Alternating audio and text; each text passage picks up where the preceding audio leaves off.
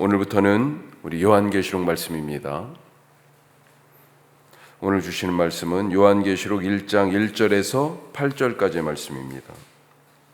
오늘부터 요한계시록 말씀인데요. 계시록을 시작하면서 오늘 읽은 이 말씀이 앞으로 우리가 계속해서 같이 만날 이 계시록의 성격을 잘 알려주고 있습니다. 계시록을 바르게 이해하기 위해서는 계시록에 대한 이 세 가지 단어를 알아야 되는데, 먼저 계시라는 말이 있어요. 우리가 묵시라고 얘기하죠. 계시, 그 다음에 예언, 또 한 가지는 편지. 이 세 단어가 지금 오늘 읽은 말씀에 다 나옵니다. 아주 중요한 개념들인데, 계시록을 이해하는데, 1절에 보면 예수 그리스도의 계시 이렇게 선언하죠. 그렇게 시작합니다. 번역은 예수 그리스도의 계시 이렇게 되어 있지만 원래 헬라어는요, 계시가 먼저 나와요. 계시라는 단어가. 3절에 보면 이 예언의 말씀, 예언이 나오죠. 그리고 4절에서는요, 요한이 아시아에 있는 7교회에 쓴 편지다. 편지라는 말이 나옵니다. 이 세 가지 단어가 갖고 있는 중요한 성격이 요한계시록을 이해하는 열쇠예요. 이 세 가지 단어의 공통점이 뭐냐? 많은 사람들이 요한계시록에 대해서 오해하는 게 뭐예요? 먼 훗날 세상의 끝에 이루어질 그런 일을 예견한 책으로서 요한계시록을 생각하는데, 요한계시록은 먼 미래에 대한 책이라기보다는 현재에 대한 책이다라고 하는 것을 이 세 단어가 가르쳐주고 있어요. 먼저 편지라고 밝혔잖아요. 편지. 뒤로부터 생각해 보죠. 편지. 수신자가 쓰는 사람은, 발신자는 요한이라고 분명히 돼 있고, 수신자는 아시아에 있는 7교회.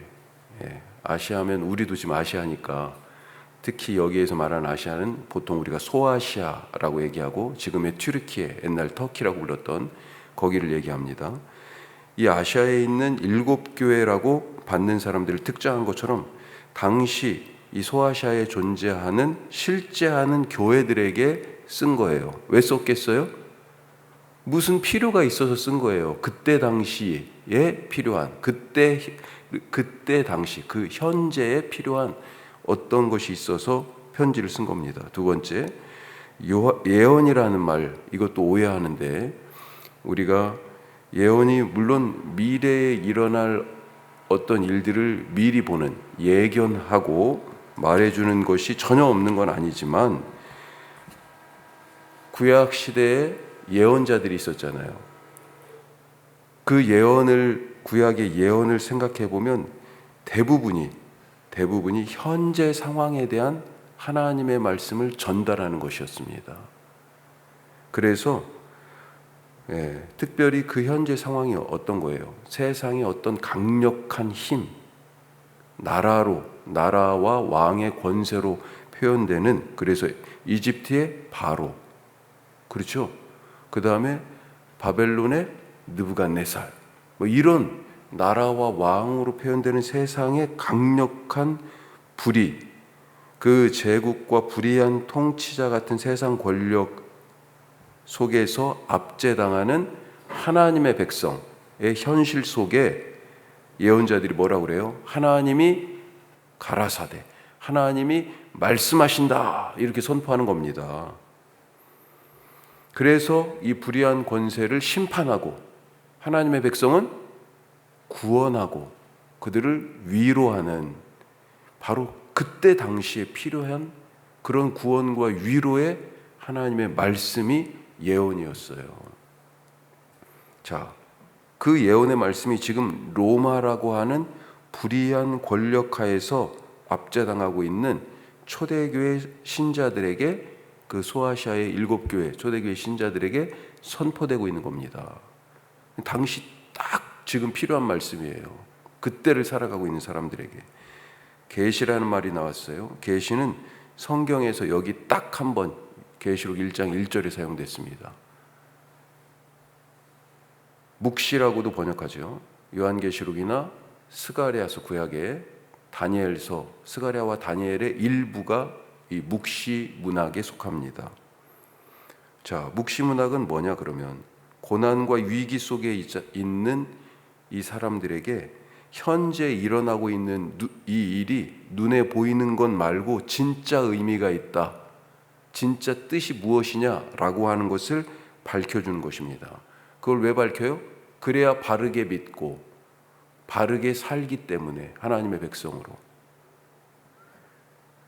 따라서 권력자들의 눈을 피해가지고 이런 것을 알려주는 그런 현실을 감안해서 상징적인 언어를 씁니다. 계시록에 있는 여러 상징들이 바로 그런 목적 때문입니다. 따라서 상징을 문자 그대로 이해해서는 계시록을 풀 수가 없어요. 문자 그대로가 아니라 상징이 의미하는 역사적, 사회적, 종교적인 그런 맥락에서, 당시의 그런 맥락에서 상징을 이해해야 한다. 자, 이런 베이스를 가지고 오늘 짧게 우리가 두 가지만 살펴보죠. 첫 번째로, 하나님은 대답하신다. 그리고 행동하신다. 하나님은 대답하시고요, 행동하십니다. 이 계시와 예언의 말씀을 편지로 받은 수신자들, 소아시아에 있는 당시 현존하던 7교회다. 지금 그랬습니다. 자, 계시록에서 숫자 7 어떤 뜻이에요? 완전, 전부 이런 뜻입니다. 자, 그러니까 소아시아, 계시록에 있는 이 소아시아 7교회만 언급되어 있지만 7이 전부, 완전을 뜻하니까 이 아시아에 있는 모든 교회에 쓴 편지다. 사실 이 2장부터 7교회가 나오는데 그 7교회 말고도 바울의 편지들을 사도행전 보면 뭐가 나와요? 히에라볼리에 있는 교회도 나오고 골로새 교회도 나오고, 그렇죠? 드로아에도 교회가 있고, 어디에 있는 성도들에게, 이게 교회예요. 예. 그런 표현들이 많이 나오고 있어요. 그 모든 교회들을 통틀어서. 자, 그러면 왜 썼을까? 요한이 왜 이걸 썼을까? 1절에 오늘 정확하게 왜 썼는지를 말하고 시작합니다. 자, 1절 같이 한번 다시 읽어보죠. 예수 그리스도의 계시라. 이는 하나님이 그에게 주사 반드시 속히 일어날 일들을 그 종들에게 보이시려고 그의 천사를 그 종 요한에게 보내어 알게 하신 것이라. 아멘. 그 종들에게 알게 하시려고, 누구의? 교회에게 알게 하시려고 요한에게 알게 하셨는데, 요한에게 알도록 하기 위하여 천사들을 보내서, 예. 자, 이 편지를 받은 교회들은 지금 로마 제국 치하 아래에서 몹시 어려움을 겪고 있습니다. 나중에도 말씀드릴 기회가 있겠지만 연대로 굳이 따지면 90년대 초중반 이때쯤 될 거다, 그렇게 생각해요, 대부분의 학자들이. 자, 로마 제국의 입장에서 한번 생각해 보면 제일 중요한 게 뭐겠어요? 내가 황제다 그러면 제일 중요한 게 이 큰 땅덩어리를 다스리는데, 여러 민족들을 정복해가지고 지금 나라들을 정복해서 땅이 엄청 넓고 민족은 엄청 많아요. 이 사람들을 어떻게 잘 다스릴 수 있을까요? 로마 제국이라는 이름으로 내가 황제라면 뭐가 관심사겠어요? 순조롭게 통치하는 거예요. 황제의 영향력이 쫙쫙 미쳐지는 거죠. 그렇죠? 말하면 탁탁, 예, 어느 땅이든지 어느 민족이든지 다 듣는 거죠. 순조로운 통치입니다. 중요한 것은 그 통치를 위해서 힘을 사용하는데, 어떤 힘이에요? 군대와 법의 힘. 그걸로 제국의 질서를 세우는 거예요. 그리고 이 질서의 중심에 누가 있어요? 황제가 있는 것입니다. 황제. 자, 이런 점에서 사실 황제 숭배는 정치적인, 제국의 통치라고 하는 정치적인 목적에 더 가까웠습니다. 하지만 이런 정치적인 목적이 근본적이었지만 형식은 뭐예요? 종교적이잖아요. 황제 숭배. 그래서 이런 상황에서 황제 숭배를 거부하는 그리스도인들은 제국을 부정하고 제국의 질서를 거부하고 파괴하는 그런 사회 파괴 분자로 인식되고 그래서 박해와 핍박을 받게 된 것입니다. 자, 이런 현실 속에 있는 교회에게 하나님이 응답하시는 거예요. 교회가 이런 상황 속에서 얼마나 기도했을까요? 구하고 찾고 두드리라는 예수님 말씀을 붙들고 지금 90년대라고 그랬잖아요. 예수님은 지금 60년 전에 돌아가셨어. 예. 그 예수님 말씀을 붙들고 이들이 얼마나 간절히 기도했을까요? 사도행전의 이야기도 이미 알고 있습니다. 바울이 죽은 지도 한 30년 됐어요. 베드로와 요한이 잡혀서 투옥되었던 그 이야기, 바울이 전도하러 다녔던 그 이야기, 그 전도 여행 중에 당했던 고난들, 빌립보에 갔을 때 지금 자기들처럼 투옥되었던 이야기, 다니엘, 구약의 다니엘 같은 사람 어땠어요? 기도하는 일 때문에 사자굴에 던져서 죽을 뻔했던 일. 자, 이런 말씀들을 붙들고 얼마나 간절히 각 다니엘을 건져주신 하나님, 예? 바울을 건져주신 예수님, 베드로를 꺼내주신 성령님, 기도를 얼마나 간절히 했을까요? 자, 이런 기도에, 이런 교회와 성도들의 현실에 하나님이 대답하신 것이 지금 계시록입니다. 반드시 속히 일어날 일, 그것을 지금 천사와 요한을 거쳐가지고 하나님의 종들, 교회에 말씀해 주시는 거예요. 알려주세요. 자, 그러면서 계시라고 그랬잖아요. 계시는 문자 그대로 따지면 막이 커튼이 거쳐진다라고 하는 뜻입니다. 막이 거쳐지는 거예요. 옛날 영화관 가면 어땠습니까? 영화 시작하기 전에 막이 있었잖아요. 그것이 쫙 거쳐지는 겁니다. 그게 계시예요. 폭로되는 거예요. 진실이 폭로되고 진실이 막이 거치듯이 탁 드러나는 겁니다. 진실의 막을 걷어서 지금 땅에서 벌어지고 있는 일이 진짜 무엇인지 그 일의 진실을 알려줘요. 어떤 일이 일어납니까? 로마 제국의 통치가 지금 땅에 있잖아요. 이 제국이 어때요? 짐승 같은 힘으로, 그래서 짐승으로 표현하는 겁니다. 계시록에서는 짐승 같은 로마 제국이라는 세상 권력의 실체, 그것을 알려주고, 그런데 그것이 어떻게 돼요? 7번씩 3번 반복되는 심판이 있어요. 인의 심판, 봉인을 떼죠. 대접의 심판, 나팔의 심판, 이런 심판들이 7번씩 3번 반복되는, 그러니까 철저하게 하나님이 이 세상 권세를 심판하신다. 그리고 결국 그리스도께서 승리하신다라고 하는 것을 이 계시록을 통해 보여주는 것입니다.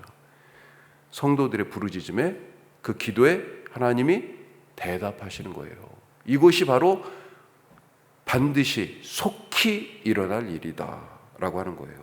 하나님이 대답하실 뿐만 아니라 심판하셔요. 어떤 겁니까?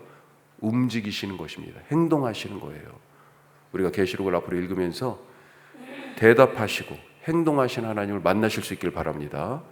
자, 덧붙여서 짧게 하나 더. 두 번째로, 이 계시록의 말씀은 예배와 바른 생활을 위한 말씀이다. 바른 예배와 바른 생활을 위한 말씀이다. 자, 3절 말씀 한번 보죠. 3절. 이 예언의 말씀을 읽는 자와 듣는 자와 그 가운데 기록한 것을 지키는 자는 복이 있나니 때가 가까움이라. 자, 우리 번역은 어떻게 되어 있어요? 읽는 자, 듣는 자 모두 단수로 되어 있습니다. 그런데 원래는 듣는 자는요, 복수예요. 복수로 되어 있어요. 한 사람이 읽고, 읽는 자가 단수니까 한 사람이 읽고 듣는 자는 여럿이에요. 복수로 지금 듣고 있습니다. 자, 어디서 그럴까요? 한 사람이 읽고 여러 사람이 들어요. 말씀을. 어디서 그래요? 예배 자리에서, 초대교회 예배 때. 당시에는 모두가 글을 읽지 못했습니다. 따라서 한 사람이 말씀 펴서 읽으면 다른 사람은요 다 들었어요. 그래서 읽고 듣는 모두, 즉 예배하는 모두가 복이 있다. 바로 이 말씀입니다. 그가 그리스도의 승리를 가져요. 세상을 이깁니다. 나아가서 기록한 것을 지키는 자가 복되다. 듣고 읽는 자뿐만 아니라 기록한 것을 지키는 자가 복이 있다 그랬습니다. 뭐예요? 말씀대로 사는 자. 여기서 지킨다라고 표현된 이것은요, 지속적인 순종, 이렇게 확대해서 번역할 수 있어요. 지속이 들어가 있어요. 지속. 한 번이 아니라 지금 현실이 핍박이고 고난이지만 그리스도의 승리가 곧 속히 반드시 일어날 일인 것을 믿으며 오늘을 인내하고 계속해서 지속적으로 순종하며 그리스도를 따라라 라고 하는 그거죠. 그 사람이 복이 있어요. 왜요? 때가 가깝기 때문에. 그리스도가 곧 승리의 주, 십자가와 부활의 승리의 주님이 곧 오시기 때문에 오늘 그 은혜로 복 있는 사람 되시기를 주님의 이름으로 축복합니다. 기도하겠습니다. 오늘 두 가지 말씀 나눴습니다. 하나님은요, 대답하세요. 우리 초대교회 성도들처럼, 이 계시록의 편지를 받은 분들처럼 간절하게 기도합시다. 하나님이 응답하시잖아요. 응답하실 뿐만 아니라 행동하십니다. 그리스도의 다시 오심이 가까워요. 그래서 우리는 또 어떻게 해야 됩니까? 한 번이 아니라 지속적으로 순종하며 오늘도 인내하며 사랑하기가 참 쉽지 않아요. 미워하는 사람들 참고 눈 감아 그걸 받아주기가 쉽지 않습니다. 인내해야 사랑할 수 있고요. 인내해야 기도할 수 있고요. 인내해야 용서할 수 있고요. 인내해야 그리스도 제자로 살아갈 수 있습니다. 주님, 지속적으로 인내하며 주님이 우리에게 당부하신 그 뜻을 이루어가는 하루 되게 하여 주옵소서. 우리 기도하시고요. 오늘은 우리 교회에 당면한 일들이 있습니다. 아웃리치 사역을 준비하고 있고, 그리고 청지기 학교가 진행 중에 있고, 이번 주일날은 우리 올해 세 번째 성찬식입니다. 잘 준비되게 하시고 은혜가 충만하게 하시고 좋은 일꾼으로 세워지게 하여 주시고, 우리 어린이부는 여름 성경학교는 따로 안 하고 상시 성경학교, 계절별로 성경학교를 하려고 그래요. 우리 어린이부 또 청소년들을 위해서 기도해 주시고, 계속 부탁드리지만 우리 이예주 중학교 1학년입니다. 기억하시고 기도해 주시기 바랍니다. 기도하겠습니다.